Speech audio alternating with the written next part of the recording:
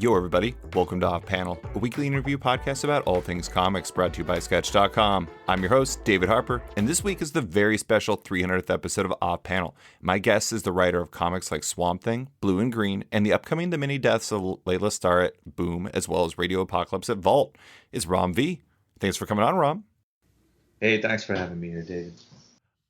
So today we're going to get into two books that I mentioned primarily, but before we talk about Swamp Thing and the many deaths of Laila Starr, I have to start with something that really surprised me in my research from this. I was going through all these interviews with you, and I was going through all these different things I came across, and I didn't realize that you had went to school to become a chemical engineer, even coming to the U.S. to study it at Penn, which is an Ivy League school, one of the best schools in the country, both in general. And I Googled to find out where it ranked in terms of chemical engineering, which is very strongly.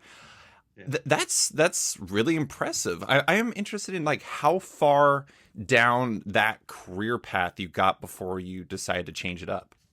I think at the time I quit, I was vice president of marketing for a techno marketing for a additives and electrical steel technology firm based out of India. And I had 8, maybe 9 years of work experience under my belt at that point. I started off as a design engineer at a firm called Crane Environmental in Norristown, PA. Nice. I've worked in paper mills, fertilizer factories, power plants, nuclear power stations. I had a good few years under my belt as a chemical engineer. Yeah, you did. Well, I'm interested. I mean, it is a bit of a left turn to writing comic books. Mm-hmm. Why chemical engineering, and how did that transition into comics? My dad was a chemical engineer, and I think the expectation, certainly coming from a middle-class Orthodox family in India, was that I would follow in my father's footsteps. And my dad was a fairly sort of well-recognized and successful chemical engineer who kind of came up from nothing in India. And he did it probably in the formative years of India as a country, considering he was born 2 years before India got its independence. So that should put things in context. Right. So yeah, I think the presumption was that, of course, Ram's going to be a chemical engineer. But I think, if anything, moving to the States and studying at Penn was probably, it seems odd to say this about a university, but it was probably the most pivotal thing in finally convincing me to follow and do whatever I wanted to do as a career. And I don't mean that as a criticism of Penn at all. In fact, it was the first place that I went to where I was encouraged to do and think other things outside of chemical engineering. The beautiful thing about studying at Penn was that because it's a campus that's kind of interspersed in with the rest of the city, kind of in Center City, Philadelphia, the idea was that you could walk into any building and sit down and take any class you wanted to, as long as you okayed it with whoever was teaching that class, and as long as you were taking the required credits for your sort of specialization. So as long as I was doing all my chemical engineering courses, I could also walk into a jazz class if I wanted to, or walk into the Annenberg Center and study filmmaking if I wanted to. So I took advantage of that quite a bit. And by the time I'd sort of graduated with a specialization in material sciences, I was convinced that I was some kind of Renaissance man who wanted to do everything. And then over the years, that kind of, I think 2012, 2013 is when I seriously went, okay, no, I really do want to write. Mm-hmm. I think it's interesting. So I went to University of Idaho, and part of the reason why I went there was I'm from Anchorage, Alaska, which is not very close to anything, but all my family lives here. And interestingly, my dad wanted me to go to a school that was not in Alaska because he thought that the best thing I could possibly learn was what I wanted to be when I was by myself. And it kind of seems like that was really what Penn was like opening doors in your mind to what you could be rather than what maybe you were expected to be. Yeah, and I always talk about it as in context of comics as well as my second childhood with comics, because growing up, I'd read all the European comics like Mandrake, Phantom, Flash Gordon, that kind of stuff. But I never read much of Marvel and DC, and I didn't even have kind of access to Vertigo or any of the more mature, interesting comics that were out there. Right. And so when I kind of hit teenage, my dad took all my comics and put them in trash bags and gave them away. And he went, now you have to read proper books, and handed me a Steinbeck and expected me to go through teenage getting depressed with angst. So I kind of did that for a while. And then when I was in the States, a friend of mine, I think for my 20th birthday, handed me the first volume of Sandman. And so my comics re-entry with Gaiman, Moore, Morrison, Ennis, Ellis, all of that kind of coincided with my chemical engineering days spent at Penn, where part of my brain was just going like, but what about this other stuff, Ron? We're really interested in this other stuff. Yeah. I love that. God, the idea that you could just pop into other classes, that's fantastic. So I told you I was going to bring the engineering stuff back to comics. I think I have a lot of friends who are engineers, mechanical engineers, chemical engineers, et cetera, et cetera. And one of the things that really strikes them about me is that they're extremely structured thinkers, to the point where my wife, like, I went to a poker night with a bunch of engineers once, and my wife just made fun of me because she was just like, that is like the nerdiest thing you possibly could have ever said. And I was just like, engineers are not that bad. But the structured thinker element is like a skill set that seemingly would overlap really nicely with being a writer of any variety, but perhaps a comics writer most of all. Does that engineering background play a part in how you think of and approach story at all? Yeah, I mean, I wouldn't go so far as to say that it influences the way people think about structure, because there are great writers who are structurally amazing who are not engineers. That's true. So you don't kind of need that. If anything, I think that the thing that I've found it influences the most in my process with writing is I don't have that nervousness of going, this thing doesn't work, and so I'm going to pull it apart and see why it doesn't work and put it back together again. I think a lot of writers that I talk to who don't come from that kind of purely analytical background, there's this kind of sense of needing to preserve the narrative of magic around writing.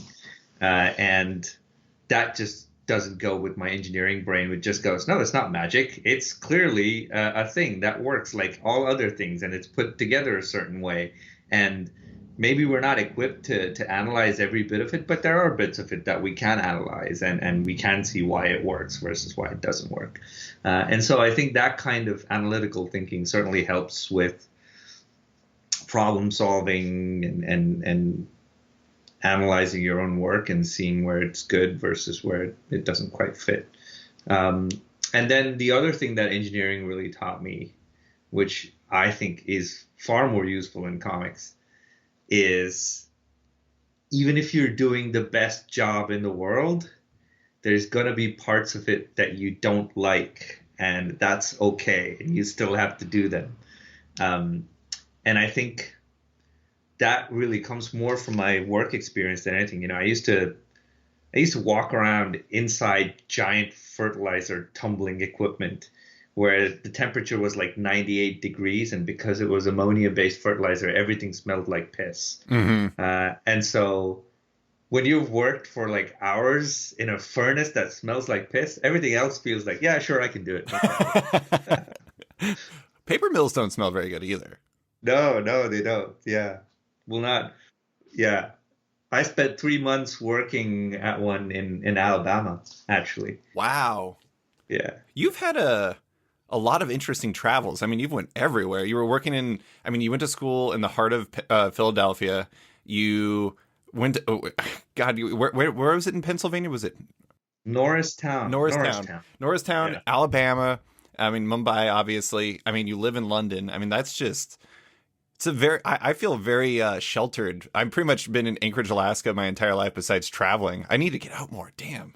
I also traveled pretty much to every oil producing country in the world, because during my marketing years, I mean, obviously I didn't spend extended periods of time there, but like I've been to Indonesia, Malaysia, Iran, Iraq. I was in Syria 3 months before the war broke out in Syria. Wow.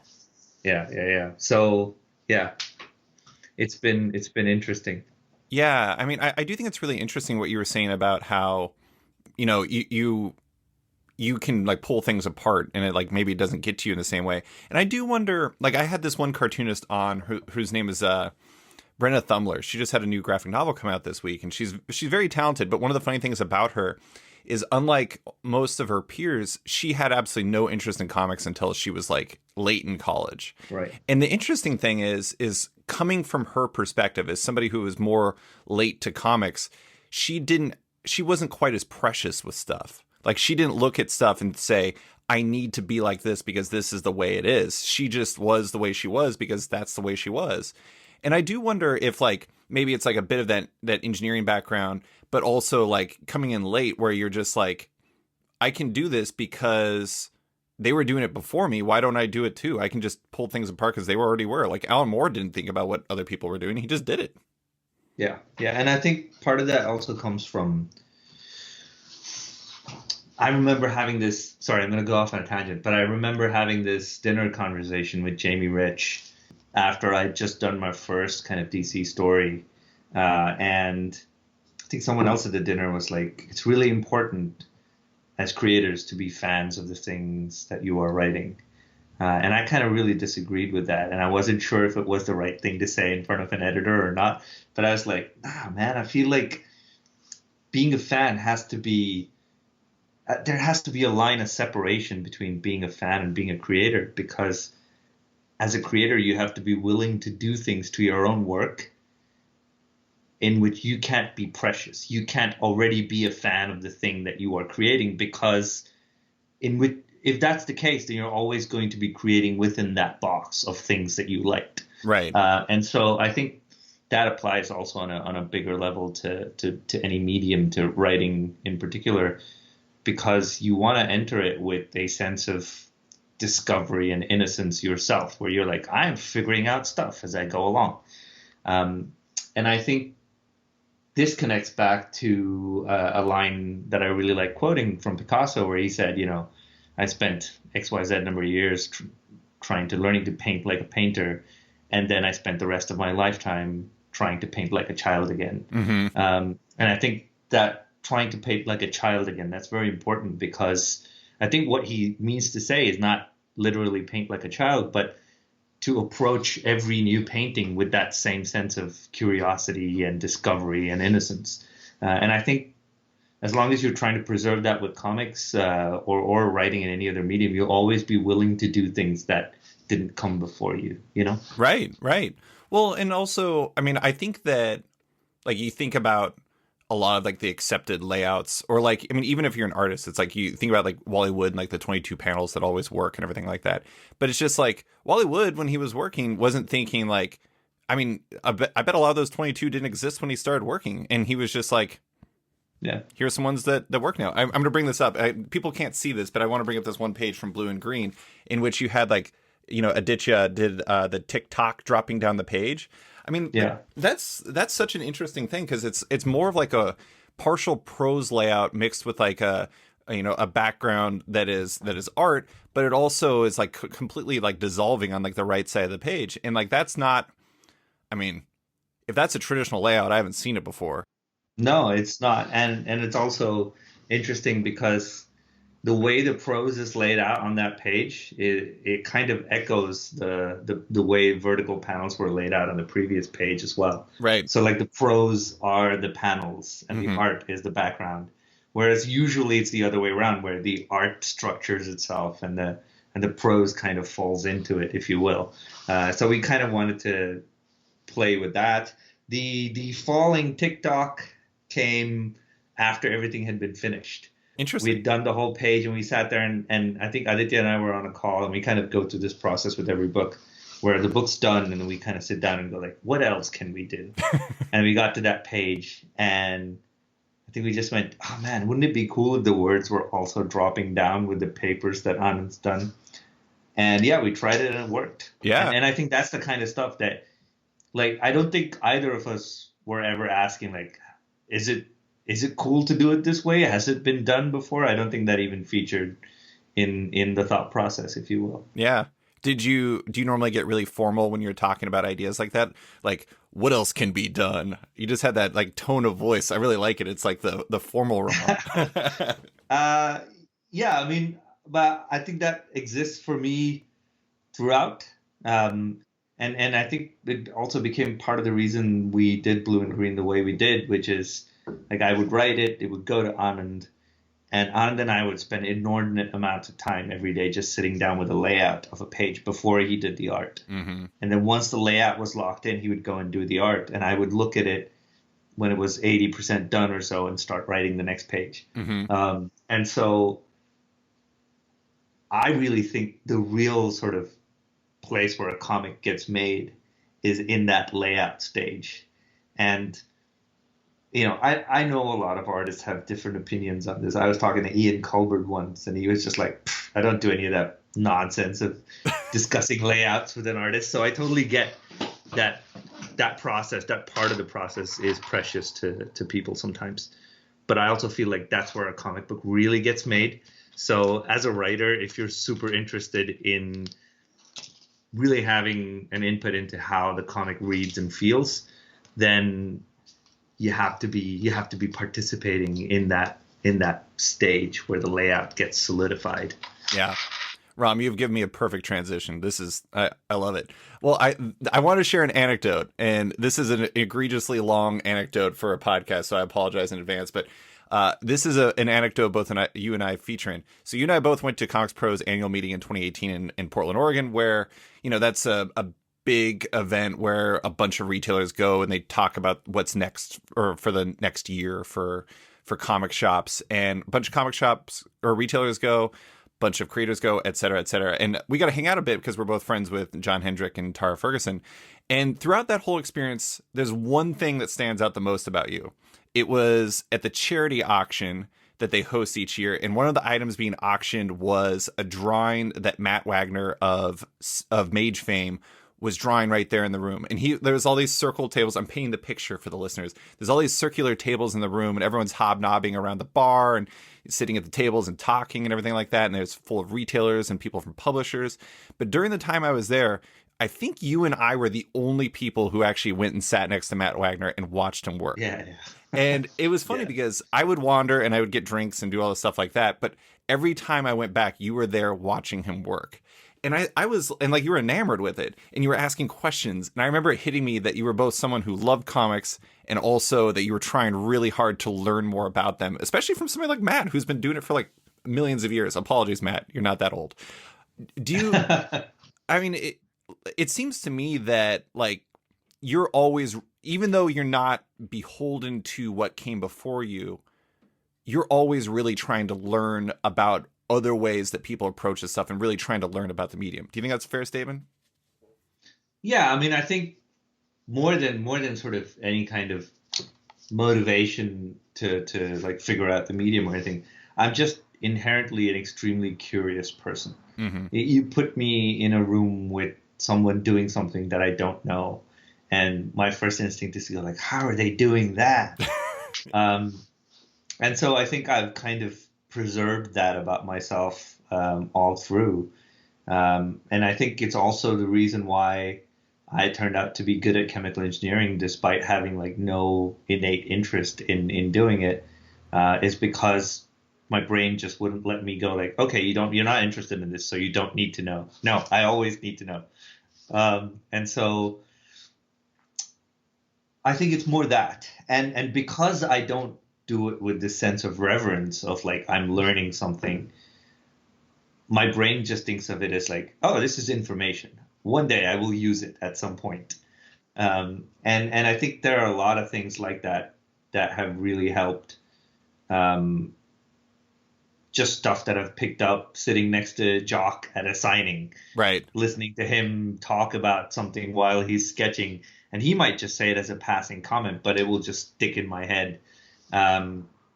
same thing with, other writers. Like I remember, um, I think, yeah, I think it was one of the London conventions, and Brian Azzarello was at the convention. We were at the bar, and I think it was Dan Waters talking to him about reviews and people's reactions to the work and all that. And I think Azzarello said, like, you never want to write anything that gets universally reviewed well. That means you're not trying hard enough. He said, Because you didn't upset anybody? Yeah. He said, you always want to have some good reviews and some terrible ones, because that means you're at least pushing your story in an interesting place. And so I always took that to heart, and I was like, okay, that's an interesting thing to have in the back of your head, because especially with comics, like I've only been making them for 5 years now, and so already in 5 years, like if I look back at the number of stories I've told, issues I've written, I've already told quite a few stories, written quite a few issues, and the only way to keep that interesting for me is for me to feel like, okay, where do I push this next? Where do I go next that I haven't already been before? And so I think that element has to be there. So it's just stuff like that I like to pick up from other people when they're working. Yo, everybody. I want to take a quick second to give a shout out to my friends at Bad Idea. You may have heard of this experimental new comic book publisher. They're the crew that debuted recently in select comic shops worldwide with Matt Kint and Doug Braithwaite's ENIAC #1. And they did that a little differently than their peers. First, each issue is oversized and ad-free. Second, each issue comes with a bonus B-side story, giving readers a little something extra with each issue. Lastly, and this is the wild part, so listen up, they don't publish variants, trades, or digital versions of their comics, so if you want one or all of them, you better get to the Bad Idea retailer near you and be there on a Wednesday. Don't have one near you? Order online or explore your options for mail order at badideacorp.com to make sure you don't miss out on ENIAC or upcoming titles from creators like Zeb Wells, David LaFuente, Marguerite Bennett, and many more. And now, back to the show. I mean, honestly, like, when I was watching Matt, I was just... I just find watching artists to be like an astonishing experience, just because they're just like willing something to existence with their hand. And it's just, I always describe it as witchcraft, and that's overstating it, but at the same time, it's really impressive. But I'm the thing also to look at, really, I don't know if you've ever seen Tradmore drawing. Oh, the grip? Yeah, it's crazy. Like that kind of stuff always. Like, okay, I'm like, okay, your drawing's great, but holy shit, your grip is weird, man. Yeah, I mean, I remember seeing it the first time, and I was like, is that a mistake? Is that how you all? And I guess it is, but he also has like that big knot on his finger because of it, or I don't know if it's because of it. Yeah. But I mean, this just like, I imagine it is. Yeah, it's wild. It's wild, but. So that curiosity, that interest in everything, whether it's the inner workings of a paper mill or the, ways that you could possibly lay out a page or reviews or whatever, I am interested in, this is getting into something I was going to get into later, but we're going to talk about The Many Deaths of Laila Starr, which is a book I absolutely loved. The first issue I absolutely loved. But one thing that I think is interesting about it, and you may say that this is unfair, but it feels different for you. It feels light is a funny way to describe a book that is fundamentally about death, but there's a lightness to it that is very atypical for the work that I've read of yours, at least so far. Do you find that when you're looking at stories or like thinking about what you want to do, that curiosity goes into like, how can I push myself away from my natural instincts in a sort of way? Is that part of your thinking, or is it just whatever comes? No, I don't think, I mean, partly yes, partly no. I don't think I'm specifically pushing away from my natural instincts. I think I'm pushing away from just repeating myself. Sure. And so I think all of my work will always tend to be a little bit heavy, as opposed to light, the way you put it. In that, I think Laila Starr will still end up being instead of heavy, I would say emotionally poignant in places. Sure. But it is also a side of me that I'm a little bit insecure about. I don't particularly think of myself as a funny person. I'm usually the guy, at a bar or something. I'll be relatively quiet, and I don't particularly think of myself as having like this kind of laugh out loud sense of humor. Um, but that's something that I wanted to explore with this comic, and I think given a couple of other things that I'm working on and potentially thinking about, it's something that I want to do more, which is like I know I have a sense of humor. It's not laugh out loud funny. It's weird and quirky, a little bit dark in places, but I think there's a way to infuse that into my stories and make it work. And so I think Laila Starr is probably first of those projects where I'm giving myself the license to expose my sense of humor to readers. Yeah. Well, I can confirm that as I was sitting on my couch reading it, my wife kept hearing me say, I love this. This is so good. And she was just like, what are you talking about? And she was playing with our cats. And I'm like, don't worry, it's a comic. It's really great. But tying into all this, we're talking about learning. We're talking about all these different projects and everything. I know that you work with some of the, there's some consistent collaborators you work with all the time. Like one of the most shocking parts of Laila Starr is the fact that Aditya does not letter it.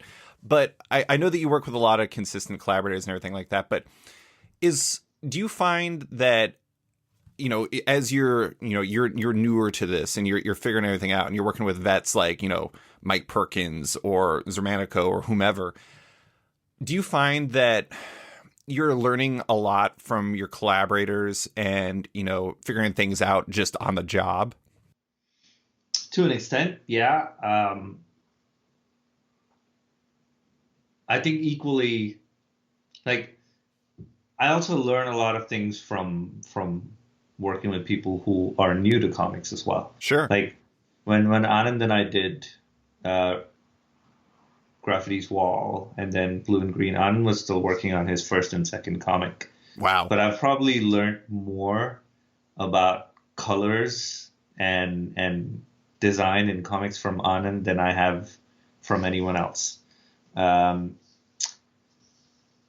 There's also Evan Cagle that I'm working with now. And yeah, he's another one of those guys that you can talk to and you'll just start picking up stuff about visual approach to comics. Mike as well. I think the way Mike thinks about light and shadow on page is very interesting. And I think equally, I'm one of those annoying guys who has no qualms about going like, I know you've been doing this for 25 years, but what if we change this page a little bit? Yeah. And Mike's one of it's interesting you bring Mike up because certainly Mike's been around for a while, So I was super nervous about going to Mike and be like, hey man, can we change this so this panel sits here instead, or can we make this, here's a layout I sketched out for a double page spread that I'm sending you. So I always like add these kind of huge disclaimers at the beginning. This is just a suggestion. If you want to throw it out, it's totally fine. I don't mind at all. But the thing that Mike said to me will always stick with me. He said, so I straight up asked him at one point, like, I don't want to be annoying. So if I'm doing this and it's really annoying you, let me know. And the thing that Mike came back with is he said, every time I get a suggestion from you, I can see you're trying to do something that makes the thing better. Whether it works or not is a different question. But as long as that intent of trying to make the thing better is there, I am always happy to take more suggestions. So I love that.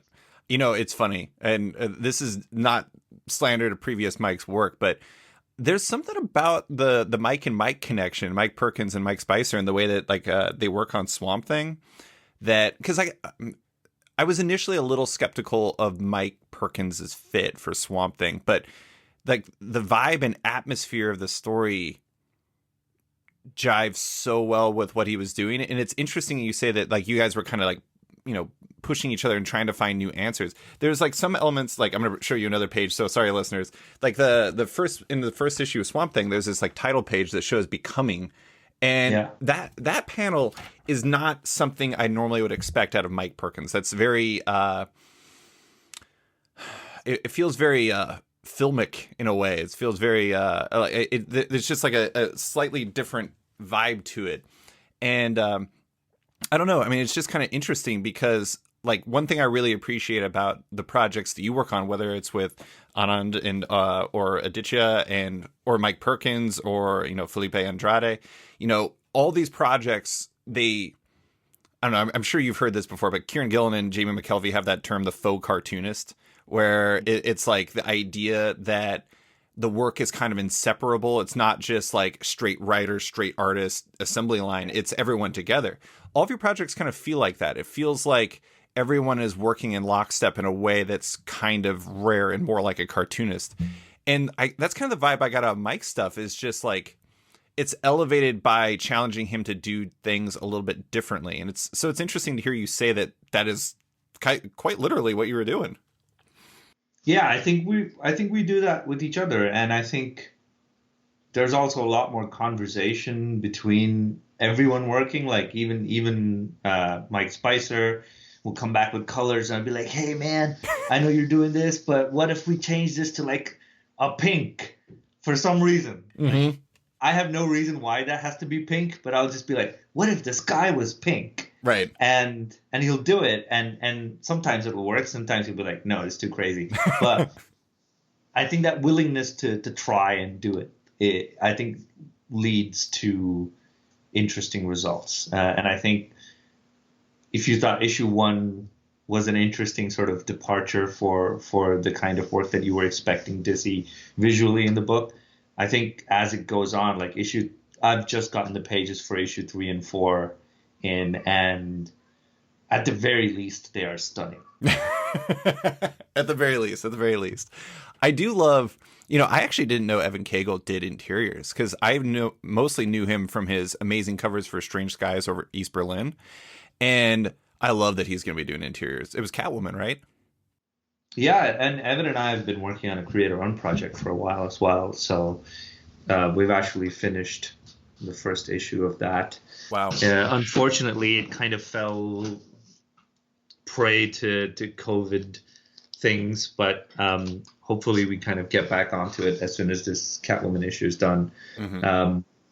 But yeah, no, I actually found Evan's work through this poster illustration he'd done. I went onto his website, checked it out, and he's got interiors on there. Mm-hmm. So, because that's the other thing, like, I look at a lot of artists and I'm like, oh man, I want to work with this person, but it's usually off of seeing interiors work and not off of seeing the illustration, because I know that can be a thing where, yeah, you've spent hours making this one perfect, beautiful image, but then you come to a point where you have to do 6 of those in a page, and that proves to be a stumbling block sometimes. But with Evan, like, he's done previous comics work, and you can look at it and you realize immediately, like, he gets it. Yeah. And so, yeah, I think it's going to be very interesting. And again, hopefully it'll feel like one of those things where you can't tell where the writing stops and the art begins. And just to come to that, my best analogy for making comics is, to me, it's like being part of a band. Like, if you were listening to a really good band playing a song, all you think of is the song. Right. You're not thinking of like who wrote the lyrics and who did the drums bit and who did the riff.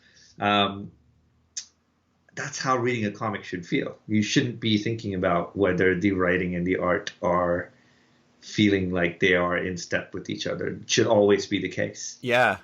That's an interesting, I mean, I wonder if that's like a particularly comics idea, because it's like you aren't thinking about like, man, I wonder what the key grip did in this scene, like while you're watching a movie, or like you're not watching or listening to an album and thinking about like, I don't know, what a production assistant did or something like that. But with comics, it's like people are always thinking about the individual elements and how they fit in the whole. Or I mean, especially when you write about it, or when you're doing reviews and stuff, it's like a lot of times you kind of boil it down to the specifics because you want to make sure you address everyone. But in some ways, I wonder if that's kind of contradictory to the nature of the art form. I very much think it is. I think with film, it's a different question, because essentially, from what I understand, the prevailing philosophy in film is that it is a team executing an auteur's vision. like the director's vision is being executed, and hence the name director. And whereas in comics, I don't, or in making music as a band, I don't think it would be fair to say that. Like, you can't look at Metallica and go like, oh yeah, it's four people executing someone's vision. Right. And so I think that analogy grows stronger if you analyze it across mediums with comics, because comics certainly is not like, it's not an artist executing my vision, or it's not me writing to an artist's vision. It really has to exist somewhere in between to be truly successful in what it's doing. Yeah, I mean, like the process with Blue and Green that you're talking about, like the reciprocal nature of like the lettering process and reciprocal nature of the layout process. I mean, you remove any element. There's even a bit in Swamp Thing issue four, issue 3, where there's a lettering trick that Aditya's pulled off. Mm-hmm. And the idea for that came through like a suggestion on a script, which then went to Aditya going like, what do you mean by this? And then I went, oh, maybe we can do this. Aditya comes back, I'm like, that doesn't really look too interesting. What if we added this bit? Mm-hmm. And so I'm trying not to give it away, so I'm speaking in vague terms, sure. but it went through so many iterations of like me going to Aditya coming back to me, just over and over, until I saw the final product yesterday and I was like, yes, this works. Yeah. Yeah. I love it. Well, okay, so let's jump into Swamp Thing a bit. I'm gonna do my whole spiel about it. It's your new 10-issue maxi series with artists, maxi series, mini series, whatever. It's season 1. It's season 10-issue season 1. It's season 1 with artist Mike Perkins, colorist Mike Spicer, and your pal Aditya as the letterer. Swamp Thing. Here's the solicit. Swamp Thing returns in a new 10-issue series that stars. Is it Levi Kamei? Kamei. As the next Guardian of the Green. Unable to control his transformation into the monstrous Swamp Thing, Levi is thrust into the harsh, unforgiving mystery of grisly murders committed by a supernatural desert legend. Levi must revisit past events in the homeland of India and face the deadly reality of the ravenous new villain in order to comprehend where he is truly and horrifyingly becoming. A new era of global action horror blossoms here, and Swamp Thing will be the root of it. It's a great first issue. It sounds like we got a lot to be excited about coming up next. But before we get into like the hows and whys of it, I'm very interested. I have this like weird mini obsession with Swamp Thing as this title that for a lot of people is not like, it's not like this really A-list idea, but for creators, I mean, there's so many classic runs and names coming from the book. I mean, you look at it, it's like Alan Moore, Morrison Miller, Brian K. Vaughan, Scott Snyder, tons more. I mean, it's just like insane that like the people who worked on it. Is Swamp Thing, like, in your opinion, is it like a title that readers are okay with, but writers are extremely excited to tackle, if only for its history? Like, it seems kind of, in a weird way, and maybe this isn't how you look at it, but like a measuring stick in some ways. It seems like something almost like, I compared it recently in a newsletter I did to Daredevil as this one that everyone's always looking to build off what came before, but to strike yourselves in a different way because it's such a title of innovation. To an extent, I'll agree with that. I'll agree, especially with the idea that a lot of good writers have come before and have written the title before, with varying degrees of success. But beyond that, I think the reason that title draws so many writers towards it is because I think it falls, along with the others you mentioned, Daredevil, and I will add Hellblazer to that as well. Mm-hmm. I think these titles, even though, Hellblazer's no Batman, it doesn't sell it never sold nearly those many copies. And yet, all you have to do is go back and look at the collected edition and look at the writers mentioned, and you're just like, this is everybody. Right. And I think part of it is because these stories, if you strip away all of the tangibles, i.e. you strip away, oh, he's a superhero, throw that away. Oh, he's a elemental with this powers. Throw away all the powers. These are the villains that he fights against, and this is the parliament. Take away all the tangibles, and you're still left with a concept that is inherently interesting. An elemental force that has existed on this planet longer than us is trying to manipulate events related to us in some way. And that in itself is an interesting concept. It's almost, if we talk about Lovecraft and why Lovecraft is successful as a genre of horror almost to himself, it's because he deals with, on a very basic level, the kind of horror that is unknowable and beyond, right? I think Daredevil does something similar in that it deals with this sense of a character who is struggling with questions of things bigger than himself. If you think about the kind of big reinvention, his Christianity, his relationship with God, and him portraying himself as a devil, if you will, all of that leads back into the idea that stories where there are concepts bigger than the tangible events on the page are going on. Those become interesting fonts for writing. I mean, Hellblazer's about so much more than just a guy in a trench coat doing magic, you know? And so I think also with other characters, the runs that kind of really become great and stick in your mind, like if you think about books like Arkham, books like even Long Halloween, Hush, all of these runs with Batman are exploring something outside of Batman that is bigger than Batman himself. And I think that makes the stories, that makes the concept very attractive to writers, certainly. Readers, whole different ball game. You have to do a whole lot of things. You have to make sure the work is good first. Beyond that, you know, marketing, sales, distribution, zeitgeist, magic, who knows? Whatever makes it happen.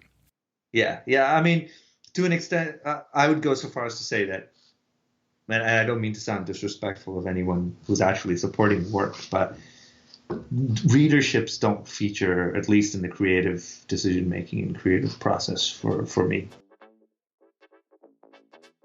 Yo, everybody. I want to take a quick second to give a shout out to Macroverse. Macroverse is an exciting digital comics platform that makes next-gen comics custom crafted for your phone.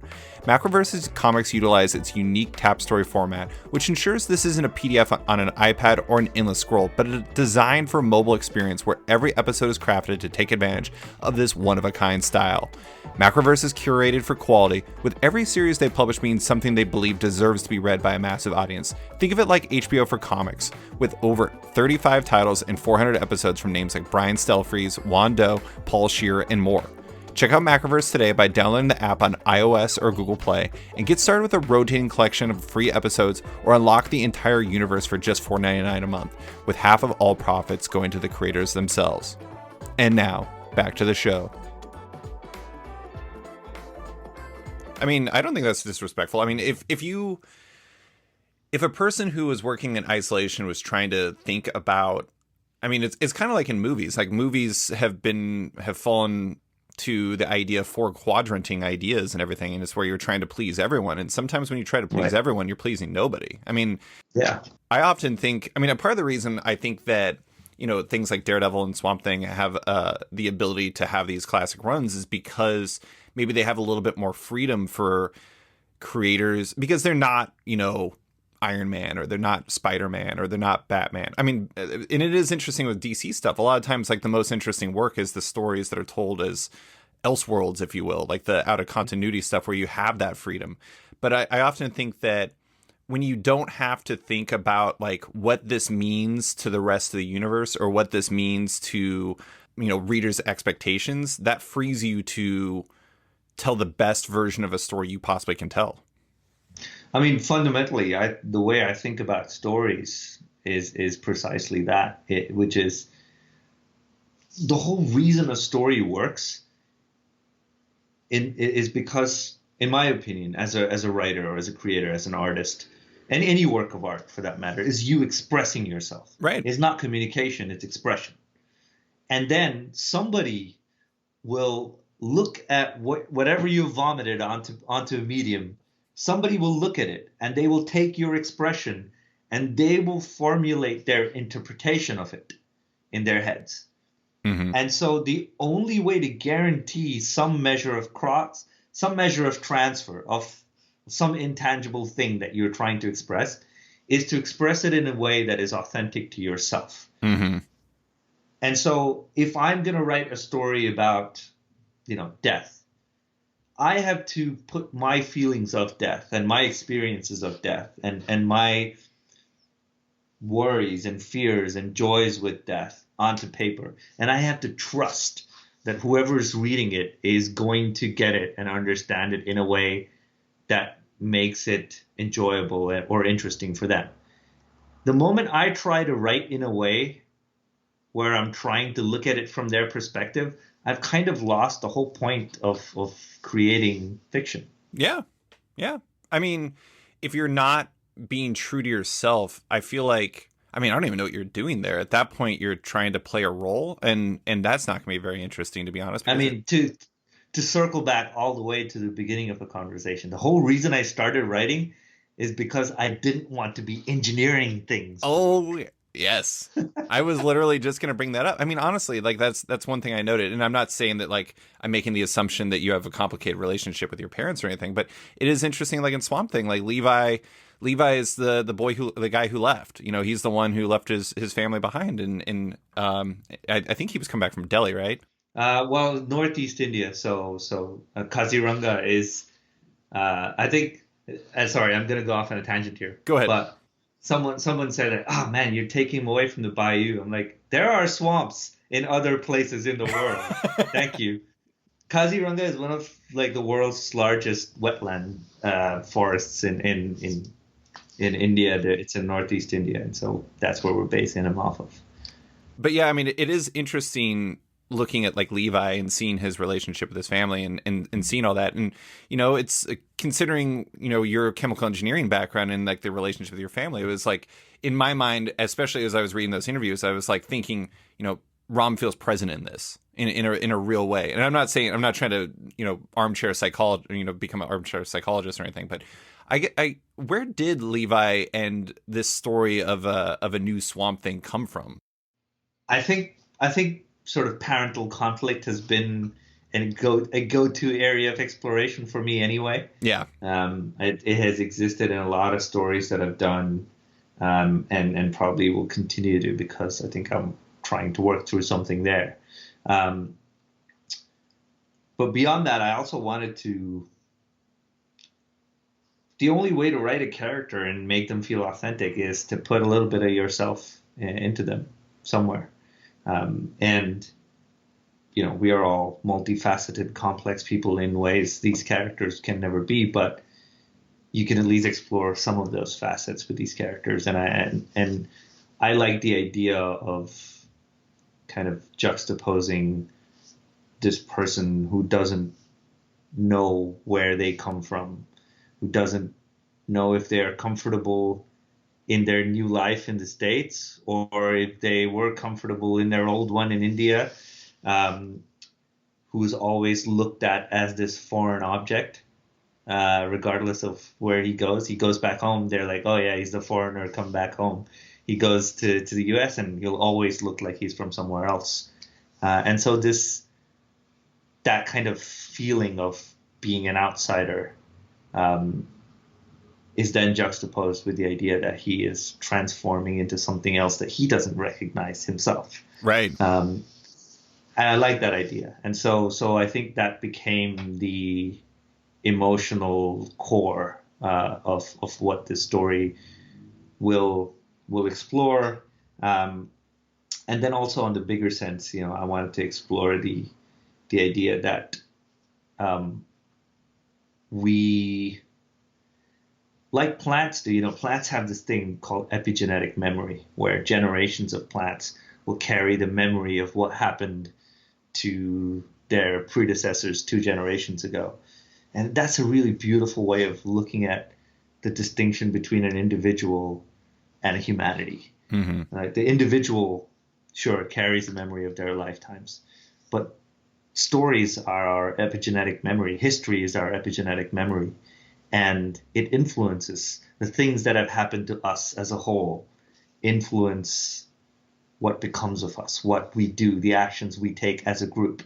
And so then to have that juxtaposition again with Levi, who is probably first generation immigrant, coming to a place where the humanities actions in that place have been very different from his epigenetic memory, if you will. Mm-hmm. So yeah, all kind of interesting things to explore there.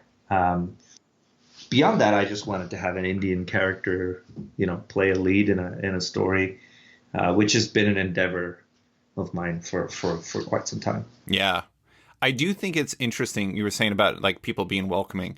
Unfortunately for Levi, one of the most welcoming people, if you will, in the story is the Pale Wanderer, who simultaneously wants to kill him and also wants to be like, come back for lessons. You're just like, this is a mixed message. I don't think he wants to kill Swamp Thing as much as he realizes it is inevitable. Right. And so he says it too. When two interesting and strong ideas meet each other, one of them will consume the other eventually. Two kind of conflicting ideas will not coexist in the same place for too long. Yeah. And so their conflict is fated, but that doesn't mean he can't teach Swamp Thing what it is like to be this idea, if you will. Yeah. And I think that's going to have far-reaching consequences to where the story will go from there. This concept of Levi may be an individual and a human being and a character, but the Swamp Thing is an idea. Mm-hmm. I love that. I mean, especially given the antithetical nature of the two. I mean, it's the conflict comes from a desert, like an abhorrence of life in a lot of ways, versus Swamp Thing, who is the manifestation of the green, and that is life everlasting. And I don't know, it's very fascinating. I do one last question on Swamp Thing before we move on. A lot of your books have this particular sense of foreboding to them. Swamp Thing is one of them. Are you a horror guy? I don't know. I think I'm a melancholy guy. I mean, I did These Seven Shores and people thought it was horror, and I never felt like it was a horror book. I thought it was a period romance / tragedy more than a horror book. Blue and Green was certainly a horror book. And I don't find the things that people usually associate with horror to be very scary. Like I don't think a monster with a big eye popping out of his head is scary or whatever, The stuff that's really scary to me is the stuff that people are willing to do when they are pushed into certain corners. And I think that kind of horror is much more interesting to me. I always remember, I think I heard it in a John Carpenter interview where he said the trick is to get people to frighten themselves. Like you're not trying to frighten whoever your reader or your viewer is. You're trying to create the right kind of circumstances for them to frighten themselves. And so I think that holds true to the way you think about a lot of fiction, whether it's, horror or it's tragedy or it's romance. And so, yeah, I suppose some of it will always carry over. Some of it will always feel a bit strange and horrific. I think that, the interesting thing about genres anyways is they're always such a blur. While some horror stories are flat and they just are that, so many more of them are, like, you could argue some are like, some are horror, but they're also a romance, and some are horror, but they're also science fiction, or like even the fundamental idea of like, what is a genre? Like, I remember one time a writer told me something along the lines of like, when I was talking about genre involving their comic, and they were like, what genre is life? Life is everything simultaneously. And if you're telling a story, a lot of times you're kind of, it's not so easy to pigeonhole something as one thing when it really is kind of all things. Yeah, to be honest, genre is a very marketing term. Genre is what bookshelf does this book belong on? Yeah. When you're running a bookstore. That's on a very basic level, that's all it is. Right. And sure, readers will structure their their liking of a thing based on that. I won't. Maybe I don't visit the alt history section as much as I do the science fiction section or the fantasy section, but that's on me. That should not, again, for the writers, that should not be a consideration. Right. And like, for example, the thing I'm doing with Evan, if you ask me to describe it in terms of genres, I would go kaiju, mecha, science fiction, romance, ghost story with body horror elements. I'm into it. Yeah. So, I mean, beyond a point, it becomes pointless to try and describe the genres. Yeah. It's a story, and it will be interesting. Yeah, yeah. Well, and honestly, like that's the funny thing, as I said, foreboding, and like you look at stories that are foreboding don't necessarily have to be horror. There can be like personal I mean, like The Thing is a perfect example. You brought up John Carpenter. The Thing is a story where it's like fundamentally about like you can't trust the people around yourself or yourself. Like you can't trust anything. And like trust can be something that involves monsters, and trust can be something that involves two people having a conversation. It can be everything, and that's really fascinating. But okay, I want to jump into the mini deaths of Laila Starr. It's from you, Filipe Andrade, Inez Amaro, and World Design, and it arrives April 14th. I already mentioned this is like, I love it. The first issue was just astonishing. Here's its solicit. With humanity on the verge of discovering immortality, the avatar of death is fired and relegated to the world below to live out her now finite days in the body of a 20-something Laila Starr in Mumbai. Struggling with her newfound mortality, Laila hatches a plan and soon discovers a way to be placed at the time and location where the creator of immortality will be born. But will Laila take her chance to permanently reverse the course of future history, or does a more shocking fate await her within the coils of mortal existence? I absolutely loved it. I am, this is, we're talking about how you're present in your stuff. And like one of my favorite things, this is a very mild spoiler, but the corporate nature of the godhead of of the Hindu gods and everything was just so amazing. And there's so many fantastic ideas in it. And it's just like, I don't know, there's like this really, have you read Good Omens by Terry Pratchett and Neil Gaiman? Yeah.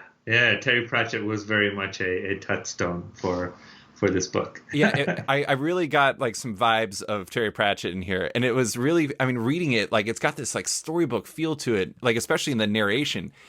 I'm very curious on the origins of this one, because this one just feel, I mean, I don't know.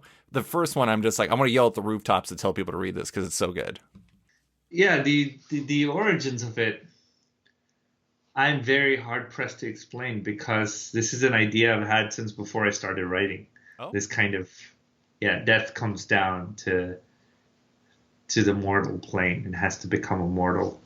As an idea I've had probably pre-2010, and it has taken various forms. At one point, it was going to be my novel that I wrote for the creative writing course that I did when I came to the UK.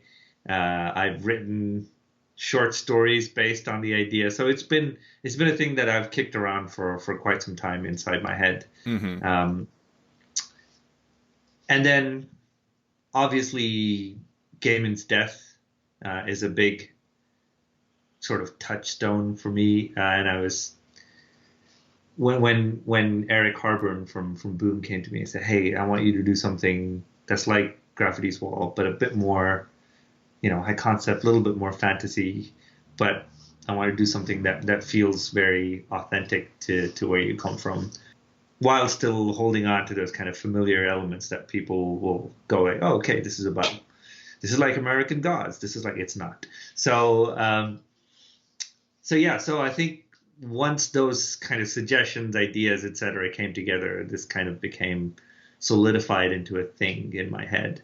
And I suddenly had this interesting angle on it, because death is such a universal thing, right? Everyone personifies it. Everyone talks about it. Exists in every culture.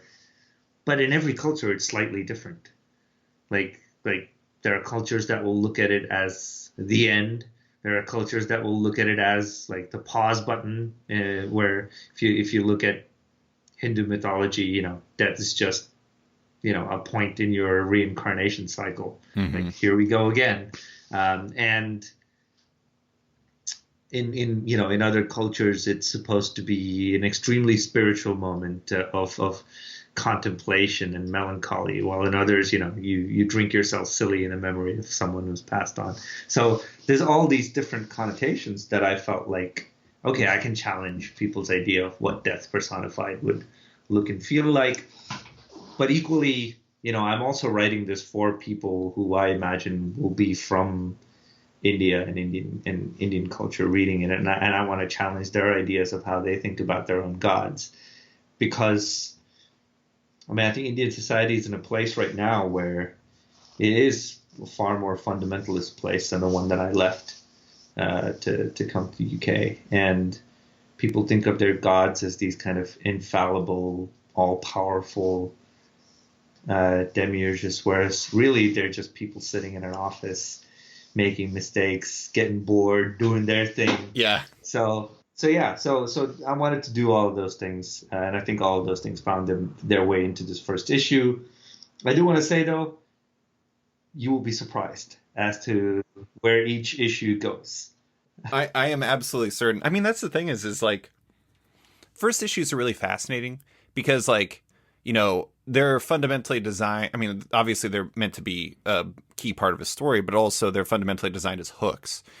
And it's interesting because just because you're hooked doesn't mean that's the way it's going to be forever. I'm fully accepting of whatever you have coming my way. Oh yeah, but also, I mean, in that each issue is its own thing in this series. And so issue 2 is going to be a completely different experience and not necessarily a continuation of a thread from issue 1, if you will. And so issue 3 is going to be its own experience. By the time you've read the 5 issues, you will get the greater philosophical theme and narrative that has been explored through all of these. I don't think it's quite been done in a similar way in comics to structure a narrative like that. But I mean, we've seen it done in novels, certainly. So I think it'll be an interesting thing to experience and see how people react to it.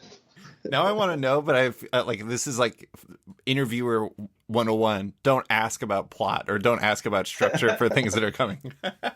Yeah, no, I'm not going to tell you anything more either. So Good. I like learning when I actually read it, but I will say for a story like this, you need a very particular artist, and Filipe is just a perfect fit for this. I mean, like the opening shot of Mumbai from overhead, where it's just like, I don't know, there's like a beautiful chaos to his work, and it's such a, I don't know, throughout, like there's so much life to his work, and I'm interested in like, I know that a lot of times with Boom, it's like you get married together because like the Eric Harburn decides that like that's the right fit. Was that the case here? Like, what made him the right fit for this book, I guess? I mean, that's not been my experience with Boom. My experience with Boom was I pitched the idea, we exchanged notes on it, and then Eric and I went through possibly the world's longest email chain, just shooting artist names and art links back and forth. And we had a tough time settling on an artist for this one because I knew the vibe that I wanted for this. I wanted it to be a little bit playful. I wanted it to be a little bit sort of less real, more cartoony, more expressive. And the moment Eric actually found Filipe, the moment he shared Filipe's Instagram with me, and there were a couple of images on there, and I was just like, yes, this is it. Mm-hmm. This is the perfect fit. And literally, I think 2 emails after that, Eric was like, yeah, we heard back from Filipe. He's interested as well. So fingers crossed, we'll make this happen. Yeah, I love his stuff. It's funny because it's, a lot of times people, you have a natural like, oh, what would this look like if somebody else did this? But for some, with Filipe, like I look at it and I was just like instantaneously, like I just could not imagine anybody else doing it. It's so perfect. And also I love like the renditions of the varying gods. Like God, oh my God, I'm completely spacing on the name of the god, the fire god. Oh, Agni. Agni, Agni, yes. like the design that went into that, like the hair is just so it's so perfect. I mean, it's interesting because like these are obviously Hindu gods are not without Yeah. visual representations in history. Like it is interesting to see what you all came up with, especially when you're channeling it through the corporate idea too, because it's like you kind of have to have that blend in there. So technically, Agni is the Hindu god of fire. So it made complete sense to just set his head on fire at that Right. point. But also, like, yeah, he's awesome. He's the god of fire, usually depicted with like great flames and beautiful flaming armor, etc. But really, also in terms of death, the reason Hindus cremate the corpses is that Agni is supposed to be the messenger god. He carries the soul, he carries the message of that soul to the heavens, if you will. Mm-hmm. And so my brain kind of went from like messenger to like, okay, so he's the secretary god. He's the guy who like puts people in touch. And so Agni is the secretary here. So like a personal assistant. I love it. I love it. Yeah. Also, I believe it's Brahma. Brahma's office is spectacular. It's funny how these are the details I'm like latching onto. I'm like, I want that office. My God, I'm like sitting in this like half underground and half not underground office space, and I'm like, I could be in the skies with glass everywhere. I mean, that's some good living. We tried a design element with Brahma that we didn't pull off, but I still think it would have been a cool idea. I wanted him to have 3 hoodies. I wanted him to have Silicon Valley hoodies. And he's got 3 heads, and so he's got 3 hoodies. So you imagine this is like almost like a tech company? Is there like an open floor structure out there for the lesser gods, if you will? I mean, probably. Like we've just spent time in Brahma's office, but yeah, I totally imagine Brahma as like new software tech guy who doesn't like the new code is that you just wear cargo shorts and hoodies to office. You don't have to put on a tie anymore. And so he's very much in with the times. There's some very Zuckerbergian poses in there that Felipe gives him. I love it. All right. Well, the last question I want to close with has nothing to do with like the work itself, but you know, it's something we talked about a little bit before we started recording. You are doing a lot. Laila Starr, Swamp Thing, Justice League Dark, which I do want to point out the first mini story that you did in the back of Justice League 59 was fantastic. I just loved it. I had to read it because I saw that Aditya said that there was like 90s Hourman vibes, and I am like a massive fan of. I'm like eternally repping for Android Hourman, but and anyways, Catwoman with Evan Cagle, which rules. The upcoming Radio Apocalypse, which we didn't even get to talk about, but I'm really excited for. Yeah. I am interested in when we talked before. It seems like that your workload was at least partially. I don't know if aided is the right word, but like because of the pandemic, you were really focused on work. Do you feel like you have a max that you can take on at any given time, or is that something that you're still figuring out as you're working out? Yeah, I walked past it 2 books ago. So is your brain a mess right now? Yeah, it is. But and it's interesting that your follow-up question to me is the more interesting one. And I was talking to my editors earlier, and I just informed them that, hey, you know, personal life events, I need to be sort of cutting back a little bit to get to a more manageable workload place. And it genuinely was a case of that for me, and I conveyed this to them as well. Like, I haven't been doing this for very long. So when I got to a place where suddenly the world was like, all the ideas you've ever had since you were 13, you're now allowed to do them because publishers will let you. I was just like, yeah, I'll take that on. I'll take this on. Like, I got approached about doing a comic yesterday that I had to go like, man, I really feel bad turning this down. Despite the fact that here I am talking to you about having hit my max, you know? Yeah. And so I think kind of contending with that is a learning experience. And I certainly think I'm doing 1 or 2 books more than I should be. Hmm. And I think it is a smarter and a good thing for me in the long run to be able to say like, no, this is how much I do. I would, because my brain doesn't account for the time I need to spend staring at a wall, you know? And if you don't do that, you're gonna run out of steam. Like, sure, I've got enough material here that I've been wanting to do for years, but if I don't have time to just take in stuff and not have to put it out, um, then I'm gonna run out of steam at some point, and I don't want to get there. Um, so yeah, maybe end of this year, early next year will be a time for rethinking how much I'm doing. Um, but I'm, already well ahead of my runs. I'm glad you brought up Justice League Dark. Um, when I was asked if I wanted to, because there was this whole kerfuffle with the whole, yeah, it's 10-page backups now, it's not its own book. Um, and so when that was brought to me, I was given the choice of like, do you want to continue doing it? What do you want to do? And I was like, hell yes, give me the 10-page backups. I will make them utterly crazy each time. And I think that's the vibe that Aditya is talking about. Like every 10-page story is just like, can this get more nuts? Where are we going with it? Yeah. And so I think that's going to be the vibe that that I've very much been going for, which is every 10-pager just escalates the bizarreness of ideas that are in that book. So it's been a joy, but it's also been like, if anything, the 10 pages have been more taxing on the brain because I'm going like, okay, how do I up the ante even more?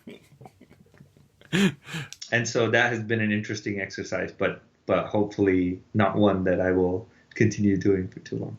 I will say those 10 pages had about as much as I would normally expect from like a 20-page issue. So there's just a Yeah. lot going on. I mean, in a good way. It's not like it feels like insanely paced or something. But I do think it's funny about the workload thing, though, because, I've talked to a lot of creators about this type of thing. And it's one of those things that you can't really figure out conceptually. You can only figure out once you get there. Yeah. Because you could say, You have to oh, hit your wall before you know you've hit it. Yeah. yeah, yeah. I mean, you could say I can only do 6 books, and then you get to 6 books, and you're like, I got more room for that. Or you could get to 6 books, and you're like, holy crap, I need 2 less books. Yeah. Yeah. No, I know what I want to be doing. Ideally, I want to do 2, maybe 3 projects that are actually going to be on a monthly schedule, and then just have my own time to think through them. Maybe a creator-owned project alongside, but that's it. Shouldn't be like, I can't be doing any more than 4 books worth of work, regardless of whether they're on a monthly schedule or not. Um, I think my brain starts sort of falling back on the same ideas if I try to do any more than that. Yeah, Do you prefer finite projects?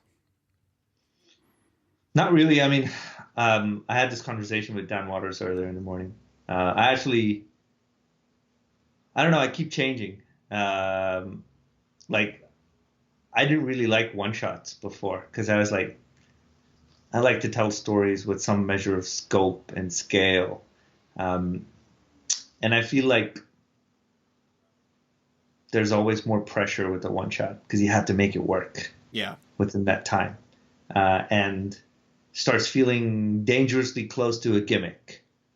And I don't know that I want to do those too often, but there's also a great pleasure to writing a one shot that just works. Right. Everything about it works. The concept, the structural idea. So I'm writing one right now for Swamp Thing, where I wanted to do an issue that was just one issue that sat at the end of, the first 4. So issue 5 is probably going to be like a one shot issue, and it just works. Mm-hmm. Everything about it works, thematically, philosophically, everything works. And so there's a great pleasure in writing that. But my general preference is to tell stories where in issue 36 I can have the ramifications of whatever happened in issue 2 suddenly come to light, and then everything changes because of that. I love doing narratives that go off on tangents as well. I think a lot of what you will see in the Justice League Dark 10 pagers is that because I have this kind of creative freedom of like, I'm just sat in a corner doing my own thing, it just goes off in all kinds of directions. I think part of what we did here was also challenge what a team book needs to be. Like, why can't you have a team book where for 3 issues you're just following someone else for a while? Mm-hmm. Like one person, not the whole team.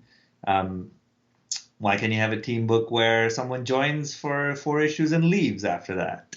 So all of this stuff, I've been doing, and I think it works. It works as a cohesive unit. I love it. Well, I'm really enjoying everything you're doing right now, Ram. I'm excited for everything you have to come, especially apparently everything that's coming for Laila Starr and issues 3 and 4 for Swamp Thing, because I'm going to have my mind blown. But that is all I have for you. Thank you so much for coming on for this special 300th episode of Off Panel. I really appreciate you taking the time.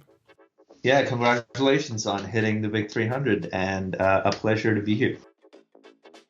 Before we go, I want to give a special shout out to a very special patron, Sean Kirkham, with another edition of Off Panel's Beast of the Week. This segment is built to highlight someone or something in comics I've been impressed by recently, earning them position as the podcast Beast of the Week. And for this special 300th episode, I want to name an entire group as the Beast of the Week, the listeners of Off Panel. There's a lot of you, so consider this one heck of a Beast of a Week. But after nearly 6 years of the podcast and over 300 episodes, if I'm being totally honest, 300 unofficially was hit a while ago, but official count, this is 300. There's a lot more of you than I ever expected, and yet the show continues to grow. It's pretty amazing, and it's all thanks to you listening and sharing it via social media and with friends and everything else. Thank you so much for listening, and hey, here's to another 300 episodes. We'll get there if all of you Beasts of the Week stick around, so thanks for listening. Thanks for listening to this week's episode of Off Panel with writer Ram V. You can find Ram on Twitter at @TheRightRam, and his work in Swamp Thing, Catwoman, the upcoming The Mini Deaths of Laila Starr, and Radio Apocalypse from Vault in October. Love Off Panel and want to support it? Subscribe to the podcast on Apple Podcasts today and give the show a rating or review while you're at it, but 5 stars only. You can also support the show by backing it on Patreon. Find the show on Patreon at patreon.com/offpanel. And when you back it on there, you get early access to each week's podcast, as well as weekly content and more. Want even more? Subscribe to my subscription comic site, Sketched, at sketch.com for long-form articles, interviews, and the rest of the site's content, and its members-only forum. You can find Off Panel and Sketched on social media by liking it on Facebook at /Sketched, that's SKTCHD, follow on Twitter and Instagram at @SketchComic, or following me at @SliceFriedGold. Big thanks to all my existing patrons, including Scott Hazelwood, Scott Buon, Michael Tunk, Canadian by Proxy, Johnny Cannon, Zach Thompson, Bradley Roeder, Carl Choi, Megan Marsden, Brendan DePillis, Patrick Brower, Declan Shalvey, Dan Guarino, Josh Williamson, Adam Freeman, Ben Wild, Brian Klein Q, SB, Antonio Offen, Nick Bennett, Daniel Whitfield, Scotty Young, Susanna Polo, Jeff Weira, Reed Hinkley Barnes, Mario Tiambe, AbductedTheComic.com, Andrew Carita, Matt Mahoney, Charlie Chu, Stephen Hall, Pensacola Pop Comics, Kim Eslin, Philip Myra, Christian Shelton, Kenny Porter, Chris Pacello, Torrin Grunbeck, Fuzz Bubbles, Christopher Todd, Transmitter Down, Walt's Comics and Books, Carl Mizell, Danny Ollie, Paul Salates, Akil Wilson, Alex Dimitriopoulos, Terry Dodson, Liana Kingus, Wesley Gift, Sean Kirkham, Alistair Ross, Julio Anta, Brett A. Schmidt, Jason Goodmanson, Paul Ranwan, Vita Ayala, Tara Ferguson, Dave Slusher, WMQ Comics, Akil Kokachi, Phil White, Sean Panola, Ken Heidelman, Philip Seavey, Al Ewing, Ryan Alcock, David Kelly, Robert Wilson IV, Nick Polito, Owen McCready, Brendan Fletcher, Gary Maloney, Jonathan Nilsson, Matthew Groom, Jason Massey, Adam Bogart, Matthew Taylor, Nick Patera, Jacob Sorelli, Ford Gilmore, David Braldy, Nick Hall, Bjorn Basin, John Hendricks, Steve Anderson, Ian Maxwell, Cliff Chang, Benjamin Shipper, Colin McMahon, Chris Palmer, Scott McGovern, Nathan Fairbairn, Kat McKenzie, Adam Highfield, Fiona Staples, Chris Halloran, Mark Abnett, Mike Murphy, Michael Shirley, Tom Barnett, Jim Demonacos, Norbert, Nick Lowe, James Kaplan, and Mission Comics and Art in San Francisco. You guys are all the best. A quick thanks to Upright T-Rex Music, who wrote and performed Off Panel's theme song just for the show. Check out their music on Spotify because it's completely delightful. Thanks for listening, and tune in next week for another episode.